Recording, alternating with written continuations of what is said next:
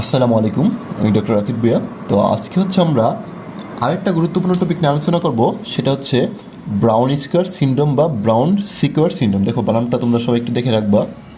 ওকে, তো এটা হচ্ছে আমরা ফিজিওলজিতে পরে আসছি, নার্ভাস সিস্টেমে, আবার এখানে নিউরো মেডিসিনে আমরা এটা খুব গুরুত্বপূর্ণ একটা টপিক। এটা স্যারদের খুব পছন্দের একটা টপিক, এটা আমাদের সবারই জানা উচিত। ঠিক আছে, তো এই ব্রাউন স্কোয়ার সিনড্রোমটা জানার আগে আমরা কিছু বেসিক জিনিস শিখে আসি, তাহলে আমাদের জন্য এটা বুঝতে সুবিধা হবে। বেসিক জিনিসটা কি দেখো, আমাদের বডিতে কিছু ট্র্যাক্ট আছে। ট্র্যাক্ট কি? ট্র্যাক্ট হচ্ছে কালেকশন অফ নিউরনের একজন। তো আমি যদি সহজ কথায় বলি যে আমাদের শরীরের সেন্সেশনগুলা পেরিফেরি থেকে সেন্ট্রালি নিয়ে যায় কিছু ট্র্যাক্টের মাধ্যমে। এগুলোকে কিছু ট্র্যাক্ট আছে দেখো, ল্যাটারাল স্পাইনোথ্যালামিক ট্র্যাক্ট, কিছু আছে ডর্সাল কলাম বা ডর্সাল স্পাইনোথ্যালামিক ট্র্যাক্ট। দেখো নাম থেকে বোঝা যাচ্ছে স্পাইনো মানে স্পাইন বা স্পাইনাল কর্ড, আর থ্যালামিক বা থ্যালামাস বা ব্রেন। তাহলে স্পাইনাল কর্ড থেকে ব্রেনের দিকে বা থ্যালামাসের দিকে। এবং ল্যাটারাল বলতে বোঝাচ্ছি দেখো সাইডে, আর ডর্সাল মনে হচ্ছে পিছনে। তাহলে এই ট্র্যাকগুলোর অবস্থান অনুযায়ী এদের নামগুলো এরকম হয়েছে, তাই না? তো এখন আমরা যদি দেখি যে এই ল্যাটারাল স্পাইনোথ্যালামিকের কাজ কি, তারা হচ্ছে পেইন, টেম্পারেচার এবং টাচ। এরা কী করে? এরা হচ্ছে নিয়ে তারা হচ্ছে স্পাইনাল কর্ডে আসে তারা কী করে, তারা হচ্ছে সাইড চেঞ্জ করে অপোজিট সাইডে চলে যায়। দেন তারা হচ্ছে কী করে, তারা হচ্ছে উপর দিকে উঠে এবং সেই সেন্সেশনটা কোথায় নিয়ে যায়? ব্রেনে নিয়ে যায়। তার মানে দেখো, আমার ডান হাতের যে পেইন বা টেম্পারেচারের যে সেন্সেশন, সেটা কোথায়? এটার সেন্টার কোথায়? বাম পাশে। আবার তেমনিভাবে বাম পাশেরটা কোথায়? ডান পাশে। এবং তারা কোথায় এক্সচেঞ্জ হচ্ছে বা সাইড চেঞ্জ করছে? তারা হচ্ছে স্পাইনাল কর্ডে। তাহলে ল্যাটারাল স্পাইনাল ট্র্যাক্টগুলা সাইড চেঞ্জ করে কোথায়? স্পাইনাল কর্ডে। আশা করি তোমরা সবাই এই বেসিকটা বুঝতে পেরেছো। আরেকটা ট্র্যাক্ট, সেটা কি? সেটা হচ্ছে ডর্সাল স্পাইনোথ্যালামিক ট্র্যাক্ট। সে কী করে? সে হচ্ছে জয়েন্ট ভাইব্রেশন এবং অ্যাকুরেট টাচ, যেটা হচ্ছে ক্রুড টাচ, সেটা কী করে? সে হচ্ছে সে হচ্ছে ডিরেক্ট উপরে উঠে যায়। উঠে সে হচ্ছে ওদের উপরে গিয়ে থ্যালামাসে গিয়ে দেখো সাইড চেঞ্জ করতেছে। আগেরটা কোথায় সাইড চেঞ্জ করছিল? আগেরটা সাইড চেঞ্জ করছিল হচ্ছে স্পাইনাল কর্ডে, বাট এখানে গিয়ে সে হচ্ছে উপরে ব্রেনে গিয়ে হচ্ছে সে কী করতেছে? সাইড চেঞ্জ করতেছে, করে সে হচ্ছে অপোজিটে যাচ্ছে।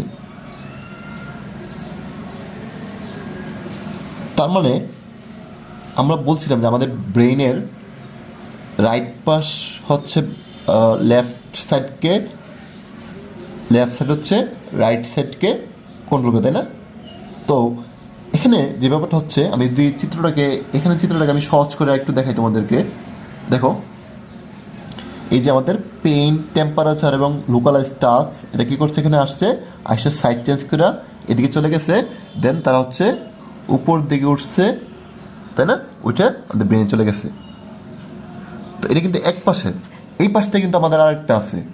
এরাও কী করে? এখান থেকে আসে সাইড চেঞ্জ করে এদিকে আসে, উপর দিকে উঠে ব্রেনের দিকে চলে যায়। তাহলে আমাদের ট্র্যাক কয়টা? দুইটা।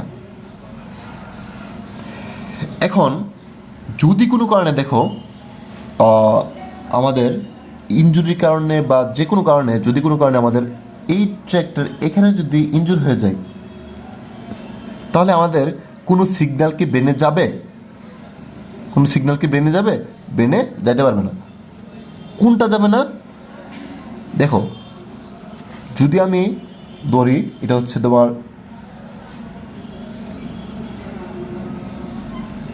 রাইট সাইড, ধরলাম লেফট সাইড। এখন যদি কোনো কারণে আমাদের এখানে ইনজুরি হয় স্পাইনাল কর্ডে, ধরলাম এটা হচ্ছে T10 লেভেল, এখানে যদি ইনজুরি হয়, তাহলে দেখো রাইট সাইডের পেইন, টেম্পারেচার যে সেন্সেশন আমরা কি পাবো না, আমরা হচ্ছে সেটা বুঝতে পারবো না। কোথায়? Below the T10, below the T10 thoracic spinal নার্ভের নিচে। এখন যদি ইনজুরিটা যদি হয় এখানে, তাহলে আমরা কি পাবো না, এই যে রাইট সাইডে লেফট সাইডের পেইন এবং টেম্পারেচার সেন্সেশন আমরা পাবো না below the T10 spinal cord, তাই না? আবার আমি যদি এখন এটা না দেখে, আমি যদি দেখে আরেকটা জিনিস, সেটা কোনটা? সেটা হচ্ছে আরেকটা, যেটা হচ্ছে জয়েন্ট পজিশন, ভাইব্রেশন, এগুলো নিয়ে যাচ্ছিল। কিন্তু তারা গিয়ে দেখো, তারা কিন্তু ক্রস করছে হচ্ছে এই লেভেলে গিয়া। অ্যান্ড ইঞ্জুরি যদি হয় এখানে,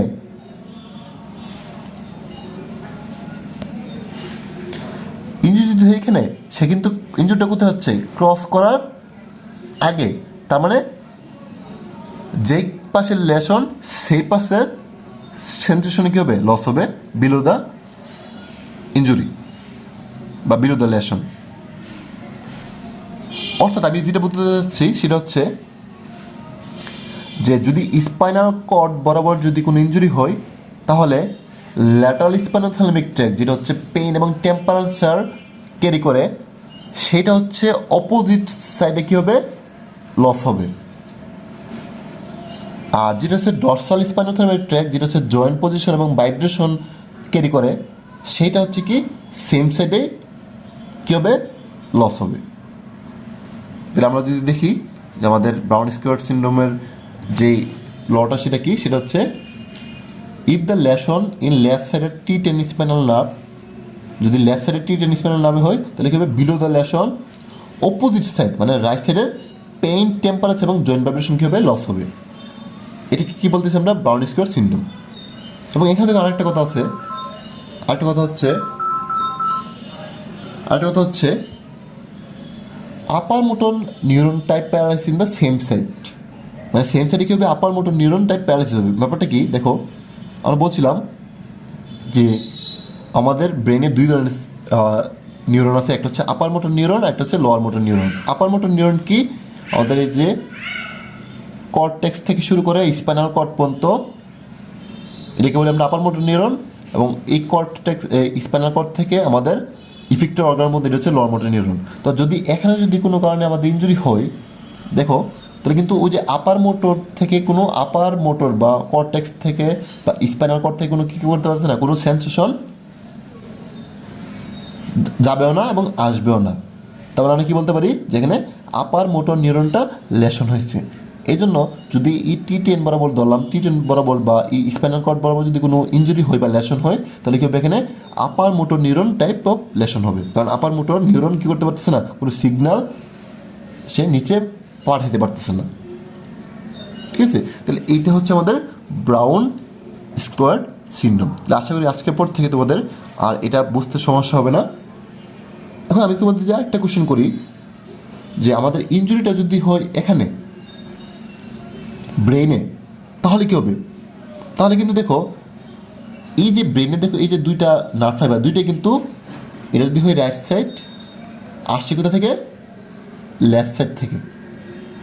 তাহলে ইনজুরিটা যদি এখানে হয়, কাট সেকশনটা যদি এখানে হয়, তাহলে কিন্তু দেখো বুথ জয়েন্ট পজিশন এবং জয়েন্ট ভাইব্রেশন এবং পেইন, টেম্পারেচার সবগুলাই কিন্তু অপোজিট সাইডে লস হবে।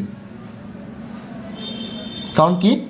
কারণ এই ল্যাটারাল স্পাইনাল থ্যামাকটা হচ্ছে ক্রস করছে স্পাইনাল কর্ডে, করে অপোজিট সাইডে চলে গেছে।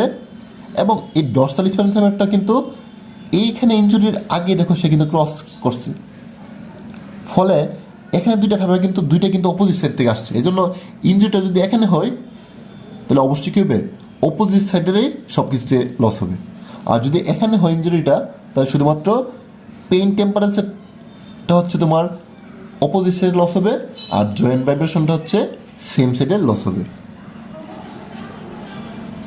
ঠিক আছে? তো এই ছিল আমাদের ব্রাউন স্কোয়ার সিন্ড্রোম নিয়ে আলোচনা। আশা করি তোমরা সবাই বুঝতে পেরেছো। সবাইকে অনেক ধন্যবাদ। আসসালামু আলাইকুম।